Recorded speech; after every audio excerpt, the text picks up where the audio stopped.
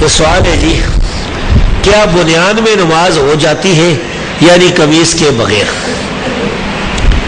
نماز تو ہو جاتی ہے، مرد کی نماز جو ہے نا وہ تو ہو جاتی ہے۔ عورت کا تو پردہ علیحدہ ہے، عورت کو تو سر پر بھی دوپٹہ رکھنا جو ہے ضروری ہے۔ لا یقبل اللہ صلاۃ حائض الا بخمار، صحیح حدیث ہے۔ عورت کی تو نماز دوپٹے کے بغیر ہوتی رہی ہے، ہاں مرد جو اس کی نماز ہو جاتی ہے۔ لیکن بہتر طریقہ کیا ہے؟ اب اگر کوئی آدمی بنیاد میں باہر بھی چلا جاتا ہے نا، باہر بھی، تو پھر ٹھیک ہے، اس کی نماز ہو جاتی ہے۔ اور جو باہر نہیں جاتا اس کو بہتر یہی ہے کہ قمیص پہن کے نماز پڑھتی۔ اس کی دلیل وہ حدیث ہے جو امام بہقی اپنی سنن کبریٰ میں لائی صحیح سند کے ساتھ۔ عبداللہ بن عمر رضی اللہ تعالیٰ عنہ نے دیکھا اپنے غلام نافع کو، وہ ایک کپڑے میں نماز پڑھ رہا ہے۔ عبداللہ بن عمر رضی اللہ تعالیٰ عنہ نے پوچھا وہ بعد میں کہ تجھے میں نے 2 کپڑے نہیں دیے؟ وہ نے کہا دیے۔ انہوں نے کہا کہ اگر میں تجھے باہر بھیجوں تو چلے جاؤ گے اس حالت میں؟ نے کہا نہیں۔ تو انہوں نے کہا اللہ زیادہ اس کے مستحق ہے کہ اس کے سامنے جو ہے خوبصورتی اختیار کی جائے۔ میں نے نبی صلی اللہ علیہ وسلم سے سنا ہے یا اپنے ابا سے سنا ہے کہ اللہ تبارک و تعالیٰ جس کو 2 کپڑے دیے اس میں 2 کپڑے میں نماز پڑھی۔ شیخ الاسلام ابن تیمیہ نے اس حدیث میں ایک اضافہ بیان کیا ہے جو مجھے کہیں بھی نہیں ملا۔ وہ لکھتے ہیں کہ ننگے سر نماز پڑھ رہے تھے، یہ بات نہیں ہے کسی حدیث میں بھی، پتہ نہیں ابن تیمیہ کہاں سے لے آئے۔ سفر کی نماز کتنے سفر پر ہوتی ہے؟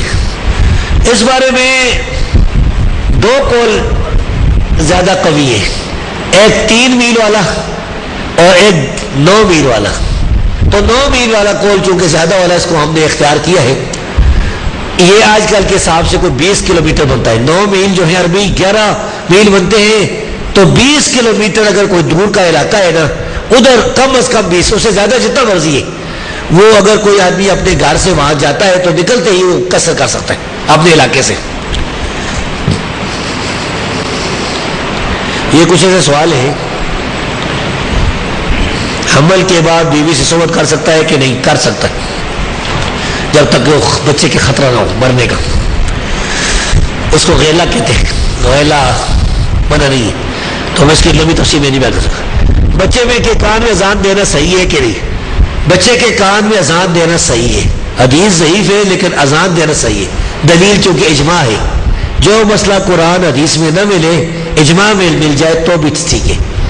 امام ترمذی نے وہ اجماع نقل کیا مسلمانوں کا، اور اس کے خلاف کوئی دلیل ثابت تھی، اس لیے اذان دینا بالکل صحیح۔ کیا زنائی کی توبہ قبول ہوگی؟ بھائی توبہ سب کی قبول ہوگی، سچے دل سے توبہ کرے نا، اللہ رب العزت جو ہے وہ غفور رحیم ہے، اس نے تو اس کی توبہ بھی قبول کر لیتی، وہ جو 100 قتل کیے تھے جس نے۔ میرا فوٹو اسٹیٹ کا کام ہے، میرے پاس تعویذ آتے ہیں، کسی پر قرآنی آیات لکھی ہوتی ہے، یہ فوٹو اسٹیٹ کرنا جائز ہے قرآن اس کی رضا؟ بھائی تعویذ کرنا جو ہے یہ بہتر نہیں ہے، تعویذ لکھنے لکھانے کا کوئی ثبوت نہیں ہے، لیکن یہ شرک کفر بھی نہیں ہے، کیونکہ کچھ اسلاف سے قرآنی تعویذ کا ثبوت ملتا ہے، سعید بن مسیب سے، امام بہقی کی سنن کبریٰ کی نامی جلد میں، اور بھی علماء سے۔ تو اس میں بہتر یہ ہے کہ آپ فوٹو اسٹیٹ نہ کریں، اگر کر لیں تو گناہ شرک نہیں ہوگا انشاءاللہ، لیکن اگر اس پر وہ لکھی ہوئی نا لکیریں یا فرعون یا امان یا لکیریں 1 2 3 4 جو شرک ہے وہ بالکل نہیں کرنے چاہیے۔ یہ لے لیں تاکہ اڑے لیں۔ کیا جوز رفع الیدین کے بارے میں اختلاف ہے کہ یہ کتاب امام بخاری کی ہے یا کہ نہیں؟ میرے علم میں تو کوئی اختلاف نہیں، اختلاف تو اب پیدا کیا ماسٹر امین اکاڑوی نے۔ ماسٹر امین اکاڑوی کے پیدا ہونے سے پہلے جتنے دیوبندی تھے یا بریلوی تھے یا جتنے لوگ تھے وہ سارے اس کتاب کو امام بخاری کی کتاب مانتے تھے۔ میں نے ایک مضمون لکھا ہے جس کا نام ہے امام محمود بن اسحاق الخزاعی، یہ رسالہ الحدیث میں کوئی 5-6 رسالے پہلے چھپ چکا ہے، اور اس میں ثابت کیا ہے کہ یہ جو اس کے صحیح بخاری کی جو کتاب ہے، اس کتاب کا راوی جو ہے وہ ثقہ انسان تھا، اس کے 7 شاگردیں مجہول نہیں ہے۔ امین اکاڑوی نے اپنی طرف سے جھوٹ بولتے اس کو مجہول کہہ دیا تھا۔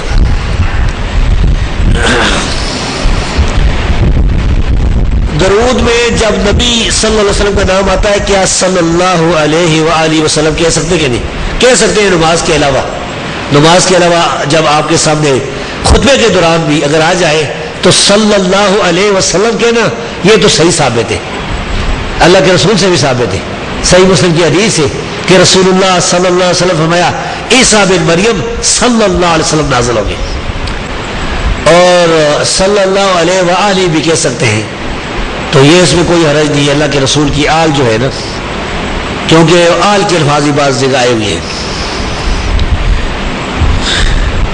کیا مسلم شریف میں ہے کہ جب رسول صلی اللہ علیہ وسلم مدینے آئے تو صحابہ نے یا محمد کا استعمال کیا تھا؟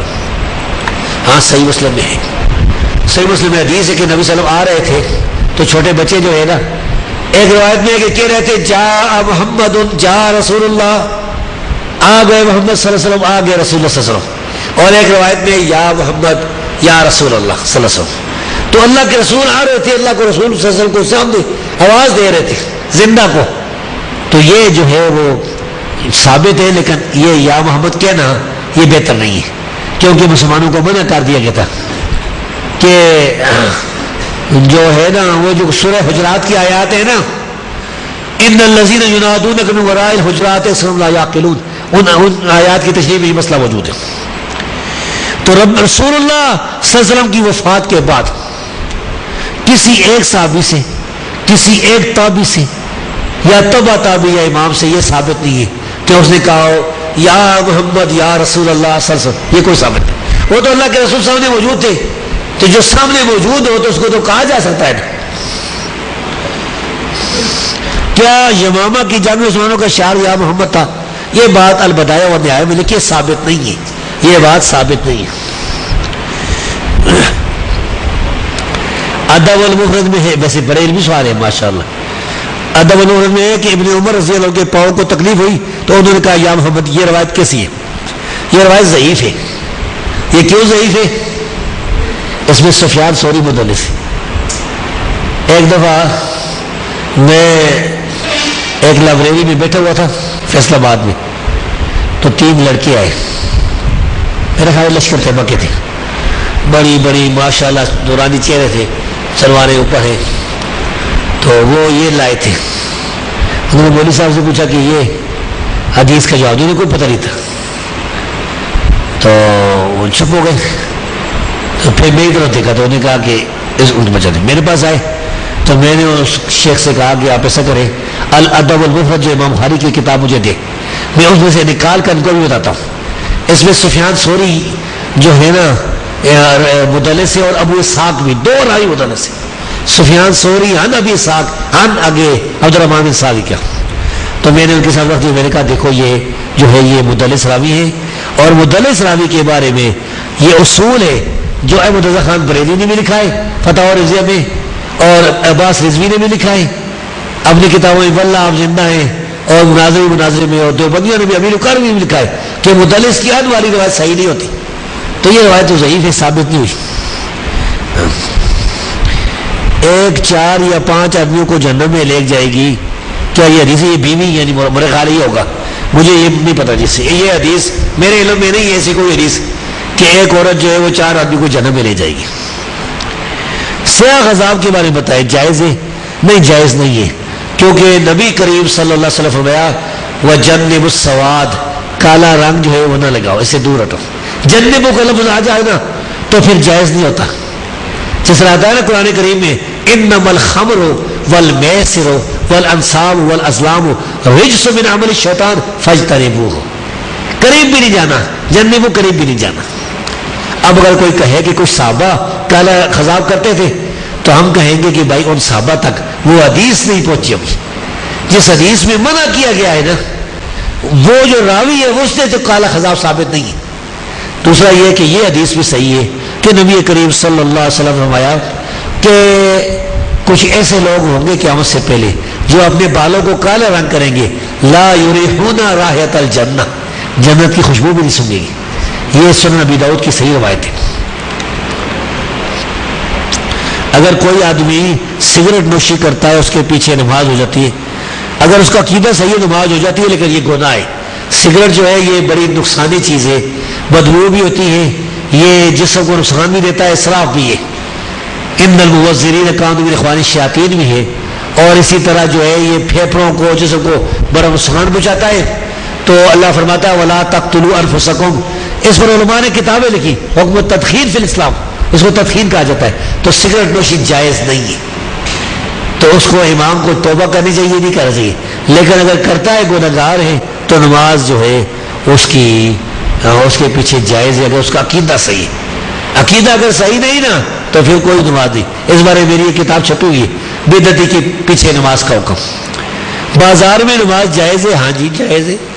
کوئی اگر شرعی عذر ہے بازار میں نمازیں پڑھی گئی، مجھے یاد آتا ہے کہ ایک حدیث ہے حذیفہ اور عباد بن یاسر رضی اللہ عنہ، انہوں نے بازار میں نماز پڑھی تھی، اور ایسی حالت ہو سکتی ہے کہ مثال کے طور پر ایک دکان پہ جو ہے نا ایک آدمی ہے، اب قریب صحیح العقیدہ کی کوئی مسجد ہے ہی نہیں دور دور تک، تو وہ بیچارہ کدھر جائے؟ دکان بند کر کے دکان میں نماز پڑھ لے۔ یعنی نماز کوئی ایسی دلیل شریعت میں موجود نہیں کہ بازار میں نماز نہیں ہوتی، اور رسول صلی اللہ علیہ وسلم نے فرمایا کہ ساری زمین میرے لیے مسجد بنائی گی، جو علاقی الارض مسجدا وطہورا، تو اس حدیث کی روح سے بھی بازار میں نماز جائز ہے۔ یہ آپ کے سوالوں کے جواب تھے جی۔ ہاں کوئی اور بات ہے؟ جی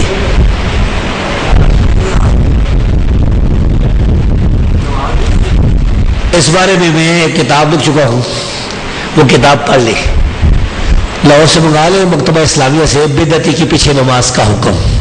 اس میں حدیثیں بھی رہے ہوں، آثار بھی رہے ہوں صحابہ کے، تابعین کے، آپ پڑھ لیں گے، آپ کو سمجھ آ جائے گی انشاءاللہ۔ تو یہ آج کی جو مجلس تھی، اس مجلس میں ہم نے جو بیان کیا ہے اس میں اگر کوئی غلطی ہوئی ہے تو اللہ معاف فرمائے، اور اگر صحیح باتیں ہیں تو اللہ رب العزت اس کا اجر عطا فرمائے۔ اللہ سے دعا ہے کہ اللہ تبارک و تعالیٰ اس مدرسے میں اور زیادہ ترقی جو ہے فرمائے۔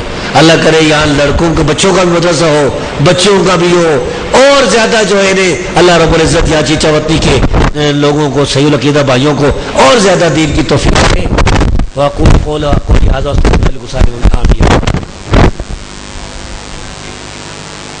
زور کے پیچھے اثر تو جائز ہے، مغرب والے کے پیچھے مغرب بھی پڑھیں اور بعد میں عشاء پڑھ لیں، کوئی مسئلہ نہیں۔ بلا عذر نہیں کرنی چاہیے، عذر ہو تو کرنی چاہیے۔ عذر ہو سکتا ہے بیماری بھی، کوئی کام بھی پڑ جائے، جیسا للٹر ڈالتے ہیں، کوئی اور بھی کوئی عذر ہو تو پھر ٹھیک ہے، بغیر عذر کے جمع نہیں کرنی چاہیے۔ نہیں، جب جو 4 اور 3 کی جو ہے نا آپس میں وہ نہیں، عشاء پڑھ لینا، عشاء والے کے پیچھے عشاء پڑھ لیں، بعد میں مغرب پڑھ لینا، کوئی فرق نہیں پڑے گا، کیونکہ اس طرح حالت ہو گئی نا۔ جی 3 میل والے کو ڈیفائن کرتے ہیں، 3 میل 9 میل اور 3 میل، 3 میل والے کو بھی ڈیفائن 3 والی جو ہے نا وہ سنن ابی داؤد میں موجود ہے۔